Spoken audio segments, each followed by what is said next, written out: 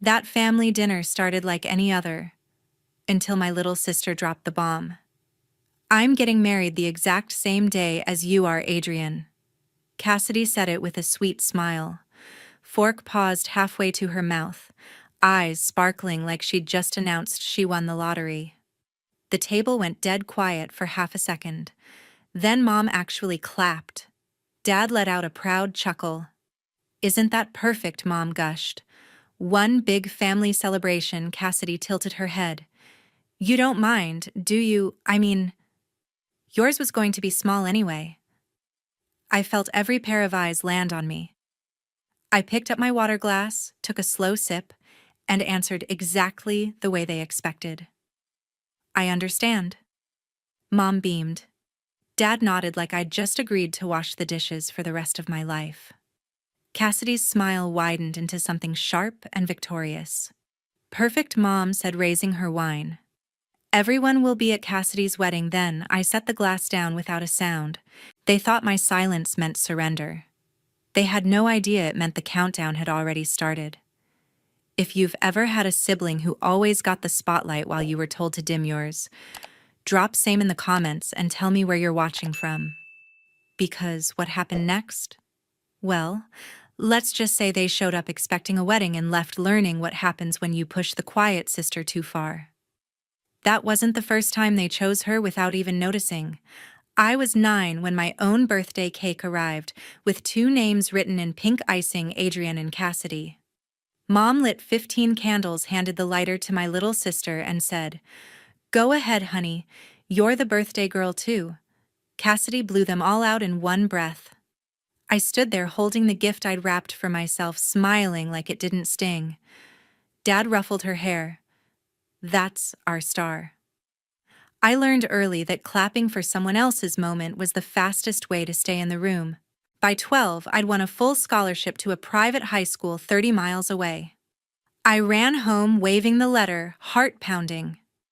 Mom glanced at it, frowned, and slid it across the table to Dad. "We can't tell Cassidy," she whispered. "She's already upset about her grades. We don't want her feeling less." Dad folded the letter once and slipped it into his desk drawer. I never brought home another report card. Then came the summer Cassidy turned 19. Our Aunt Colleen, the one who actually built Harper & Sons furniture from nothing, had started a charity foundation inside the company to help employees' kids with college tuition. Colleen put Cassidy in charge of the fundraising gala because it would look good on her resume. I was home from community college for the weekend helping with inventory in the warehouse when I noticed a transfer that didn't match. $180,000 moved from the foundation account to an LLC registered to Cassidy's best friend. The signature on the approval form was hers. Looping C-hard over the I exactly like she signed everything. I printed the page, stared at it for an hour, then locked it in the bottom drawer of my childhood desk. I was 21, still paying my own tuition, and I knew 3 things for certain. 1, the evidence wasn't complete yet. 2, Colleen trusted the wrong people. 3, if I spoke up, then they would bury me and protect her. So I said nothing. I went back to my night classes, kept my mouth shut, and started studying accounting instead of design. Every month, I watched another transfer disappear. Every month, I added another file to the hidden folder on my laptop. Every month, I reminded myself that patience isn't weakness. Sometimes it's just ammunition with a longer shelf life.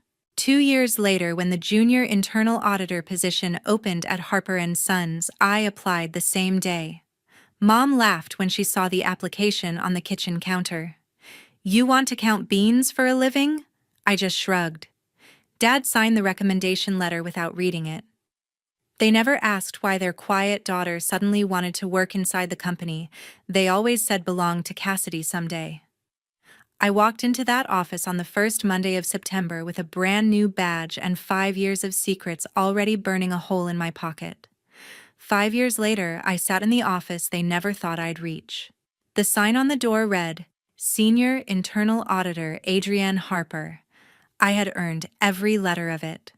While Cassidy partied through college on the company's dime, I worked 70-hour weeks, caught 3 separate embezzlement schemes by junior managers, and quietly saved the board millions in tax penalties.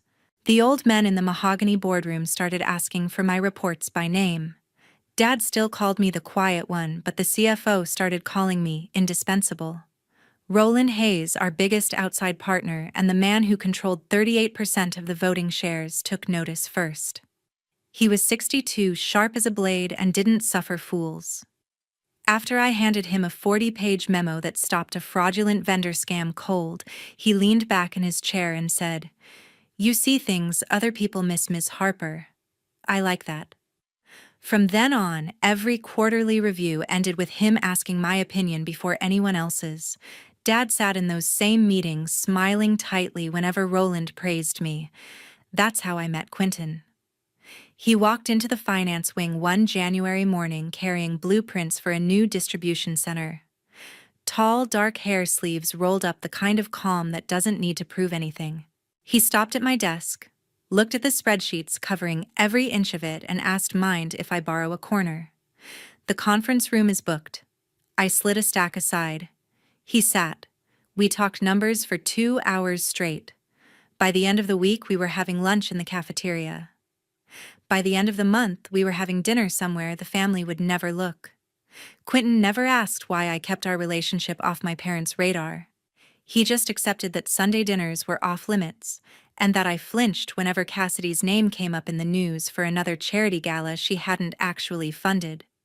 4 months ago, on a quiet Tuesday, we drove to the Kent County Clerk's office, signed the papers, and became legally married with 2 courthouse strangers as witnesses. No rings yet, no announcements. Just a certificate locked in my safe, and the quiet knowledge that my name was already Adrian Hayes on every legal document that mattered. Meanwhile, the hidden folder on my encrypted drive grew thicker. Over 5 years, I documented every transfer, every fake invoice, every wire that left the foundation account and landed in companies tied to Cassidy or her friends. $1,800,000, give or take.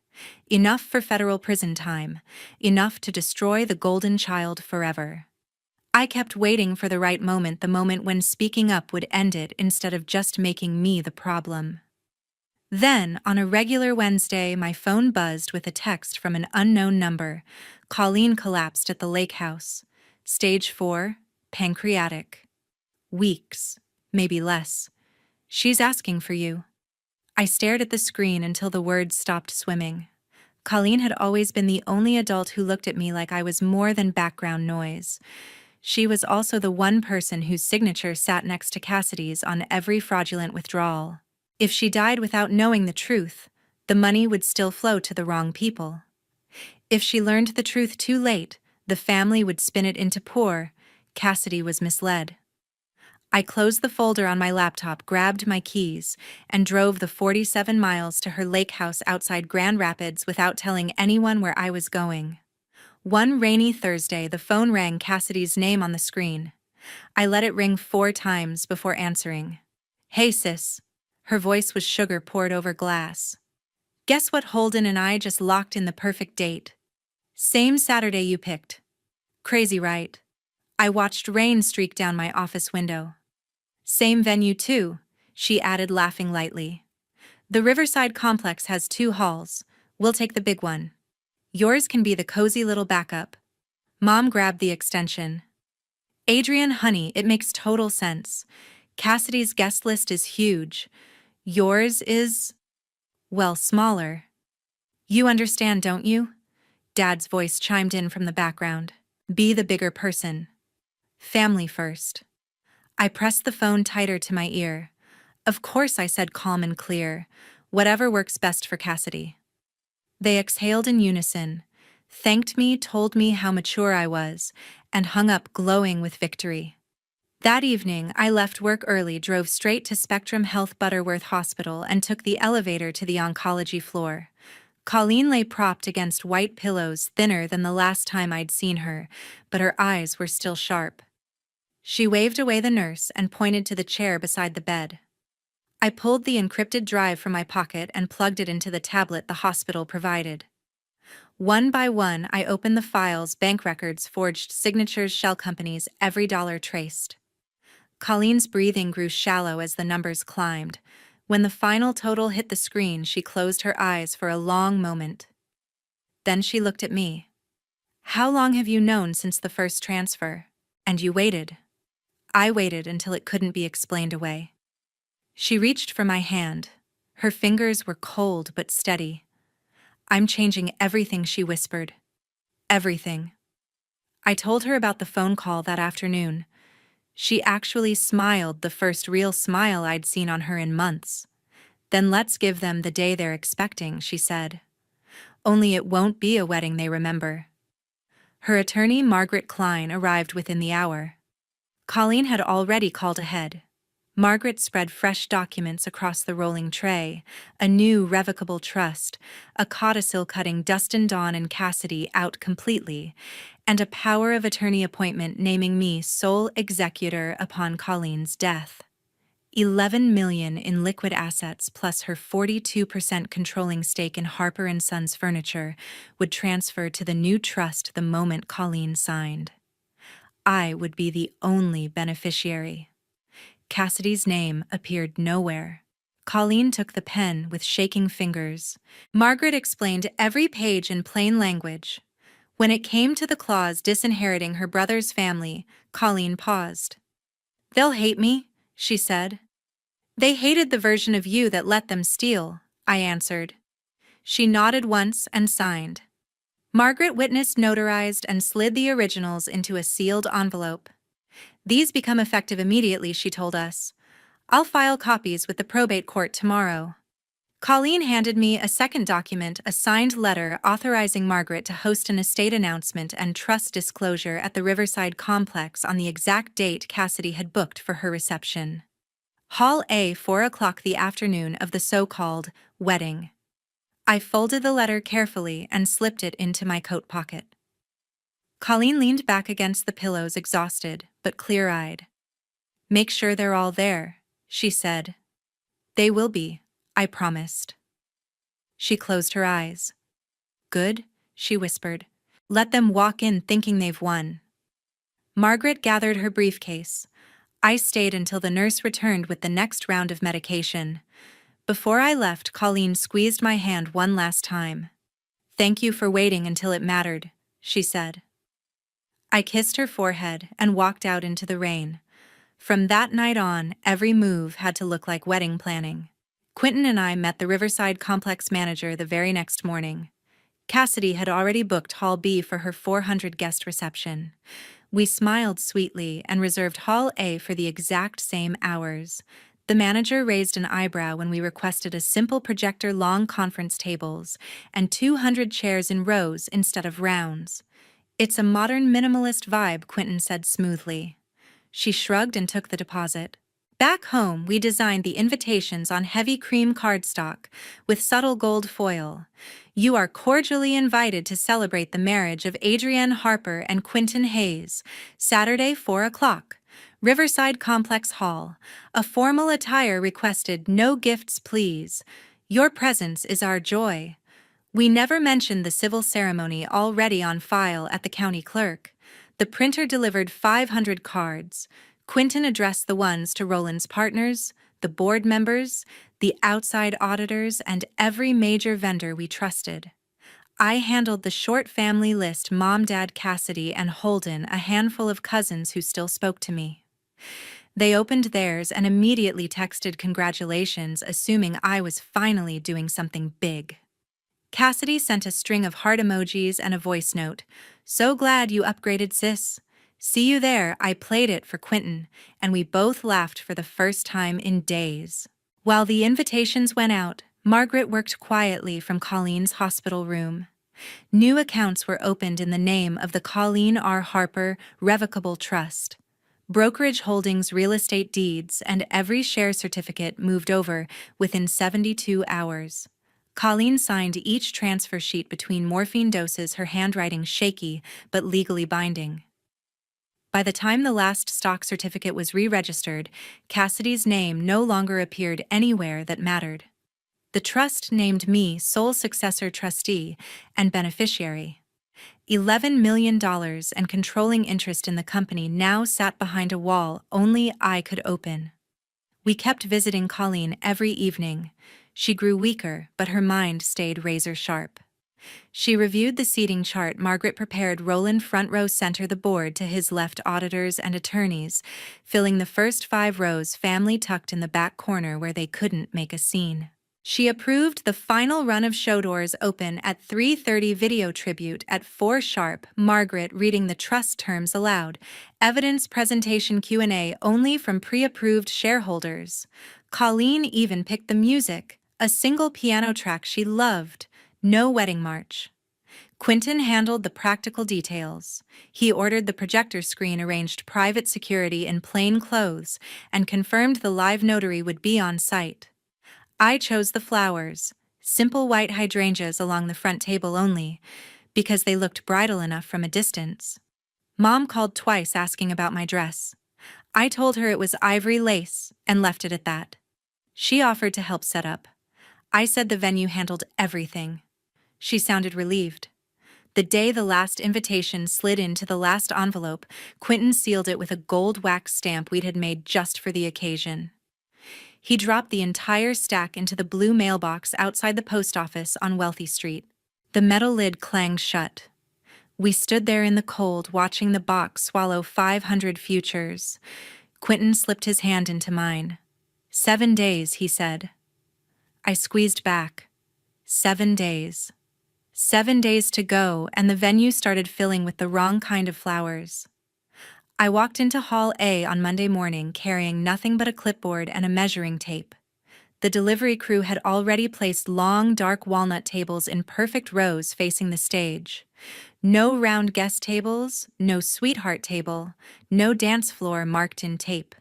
Just 200 charcoal gray chairs lined up like a courtroom. A 75-inch screen hung center stage cables snaked to a locked AV cabinet.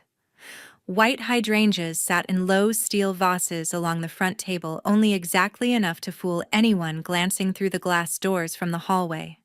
The manager handed me the final invoice. Still no bar, no DJ booth, no photo backdrop, she asked. I smiled. We're keeping it intimate. She shrugged and walked away. Margaret confirmed the schedule by text notary on site.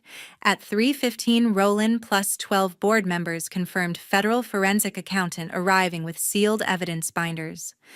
Plainclothes security at every door, I replied with a single thumbs-up emoji. Cassidy blew up my phone all week. Tuesday, a selfie in her fitting room veil trailing to the floor caption, "Can't wait for you to see this in person." Wednesday, a video of Holden's parents' guest list, 2 state senators, 3 local news anchors, the owner of the Grand Rapids Griffins.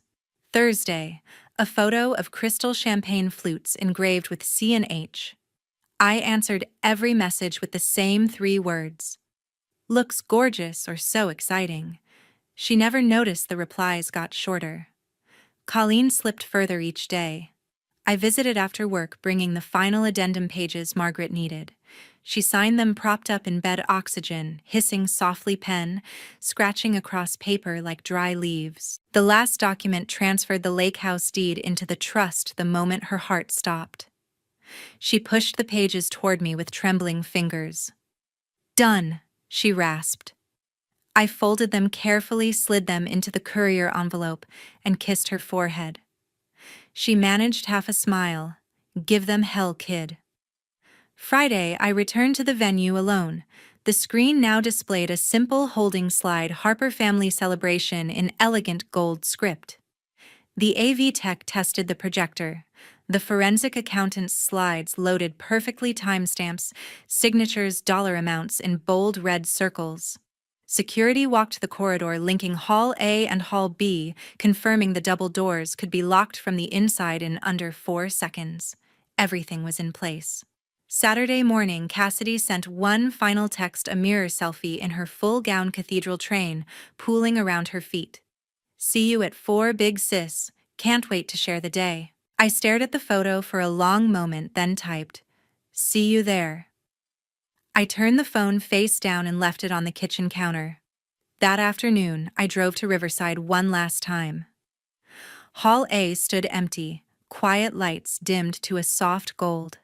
The hydrangeas caught the glow and looked almost bridal. I walked the center aisle heels, clicking on the hardwood, and stopped at the front table where Margaret would stand in less than 24 hours. I set my palm on the cool wood and felt the hum of the projector fans behind the screen. Every seat faced this spot. Every camera in the room would point here tomorrow. I looked up at the blank screen, then at the rows of chairs waiting to be filled by people who thought they were coming to a wedding. The overhead lights flickered once as the building switched to evening power. I stood alone in the golden glow, listening to the silence that would soon be broken forever. Saturday morning, the parking lot was already chaos. Valets in white shirts directed luxury SUVs toward Hall B, where Cassidy's wedding arched in pink neon above the entrance. White balloons bobbed against the spring sky. Photographers darted between guests in pastel suits and shimmering gowns. Mom stood near the doors in a mother-of-the-bride gown the color of champagne, greeting everyone like royalty. Dad shook hands and laughed too loud. Cassidy floated past in a cloud of tulle veil, trailing 10 feet behind her, waving like she owned the building. Hall A looked dark and silent from the outside. A single printed sign on the door read, "Private Event. Harper Family Only." Mom spotted it while posing for pictures and smirked. "Looks like someone scaled back at the last minute," she called to a cluster of cousins. They laughed and snapped selfies in front of the locked doors. At 11:30, the tone changed. Blacktown cars began pulling up to the side entrance. Roland stepped out first, navy suit, sharp silver hair perfect. Board members followed. The outside auditors, 2 senior partners from Margaret's firm. Plainclothes security guided them through a staff door none of the wedding guests noticed. By 11:50, every seat inside Hall A was filled with the most powerful people in West Michigan furniture. Quentin and I took our places in the front row beside Roland, the doors locked with a soft click. Across the corridor, Hall B was in full swing. Cassidy's ceremony had just ended. Guests spilled into the reception area, hunting champagne. Mom glanced at her watch, nudged Dad, and pointed toward Hall A. "Let's go say hi to the happy couple," she said loudly. A dozen relatives trailed behind them, giggling. They reached the double doors and pulled. Nothing happened. Dad knocked. A security officer in a black suit opened one door 6 inches. Margaret appeared behind him, calm and professional in a charcoal skirt suit. "May I help you?" Mom pushed forward. "We're family. Adrian's family." Margaret smiled politely. "Of course. Please come in. The Harper estate disclosure is about to begin." The group filed inside, still chuckling, expecting embarrassment. The doors closed and locked again. The lights dimmed. The screen lit up with Colleen's face, filmed 2 days earlier in her hospital bed. She looked frail, but steady. "If you are watching this, I have passed," the recording began. Gasps rippled through the back rows. Cassidy, still in her wedding gown, shoved forward. "What is this?" Margaret took the microphone. "This is the formal reading of the last will and testament of Colleen Rose Harper, along with the activation of her revocable trust." The next slide appeared: bank transfers, dates, amounts, Cassidy's forged signatures blown up 20 feet wide. $1.8 million over 5 years. The room went dead silent except for the recorded click of the projector. Colleen's voice continued. "My niece Cassidy Harper abused the trust I placed in her. Every dollar is documented. The evidence has been turned over to federal authorities." Cassidy's knees buckled. 2 cousins caught her before she hit the floor. Mom's mouth opened and closed like a fish. Dad turned the color of ash. Margaret kept reading, calm and methodical. "All prior bequests to my brother Dustin, his wife Dawn, and their daughter Cassidy are revoked. The entirety of my estate, $11 million in liquid assets, and 42% controlling interest in Harper & Sons Furniture, passes immediately to the Colleen R. Harper Revocable Trust. Adrienne Harper Hayes is named sole trustee and beneficiary. The final slide showed the signed notarized trust document dated 10 days ago. Colleen's recorded voice returned one last time. I should have seen it sooner. Adrienne did. This is what justice looks like. The screen went black. Cassidy screamed a raw, broken sound. Holden backed toward the exit face, pale, already pulling out his phone. Mom lunged at me. Security intercepted her before she took 2 steps. Dad just stared at the floor. Margaret set the microphone down. This matter is now in the hands of federal authorities. 3 months later, the mailbox at our new house stayed empty. We had closed on the Cedar and Stone place in Cascade Township the week after Colleen's funeral. 6 wooded acres, no neighbors within shouting distance, a long gravel drive that made it impossible to show up uninvited. The first thing I did was forward the old landline to voicemail and cancel every family group chat. New numbers, new email addresses, new locks. No forwarding address left behind. Cassidy's indictment hit the Grand Rapids Press front page 8 days after the disclosure. Federal wire fraud, 18 counts, maximum exposure, 15 years. Her mugshot ran beside the headline, Local Heiress Accused of Stealing 1.8 Mayors from Family Charity. Holden filed for annulment the same week. The paperwork cited fraud discovered on the wedding day. Cassidy now lived in a rented studio above a laundromat, ankle monitor blinking while she awaited trial. Mom and Dad lost the house on Reed's Lake in the foreclosure auction. They had refinanced twice using Colleen's shares as collateral, shares now worth exactly 0. The bank padlocked the doors 37 days after the trust activation. They moved into a 2-bedroom apartment near East Grand Rapids High School, the same complex they used to call low class when driving past. Colleen passed quietly 2 weeks after the event. I held her hand while the monitors slowed. She never asked about the others, only whispered, "You did good," and closed her eyes for the last time. The trust transferred the full 11 million and controlling shares into my name the same afternoon. Roland called it the cleanest succession I've ever seen. The company changed overnight. I took the chairman seat Colleen had warmed for 40 years. We cleaned house quietly. Certain executives who had looked the other way for years suddenly retired with generous packages and ironclad NDAs. Revenue climbed 12% in the first quarter under the new structure. Nobody dared ask why. I still drive past the old family house sometimes when I'm near the lake. The new owners painted it gray and took down the basketball hoop Cassidy used to brag about. The swing set is gone. The yard looks peaceful. Quentin and I wake the same way every morning. He starts the coffee while I open the blinds. Sunlight spills across the kitchen island, catches on the plain gold bands we finally bought. We drink from the same 2 mugs, no rush, no phone buzzing with drama. Some days we don't speak for the first hour. We don't need to. People sometimes ask if I ever feel guilty. I don't. Guilt belongs to those who believe rules don't apply to them because love will cover the bill. I simply stopped paying their tab. Silence isn't weak. Silence held long enough and aimed correctly becomes the loudest verdict a person can deliver. I waited until the evidence was undeniable, until the stage was perfect, until the audience had no choice but to see the truth. Then I let the consequences speak for me. If you've ever been told to stay small so someone else could shine brighter, remember this. The quiet ones aren't broken. We're just patient. And when our moment comes, we don't need to raise our voice.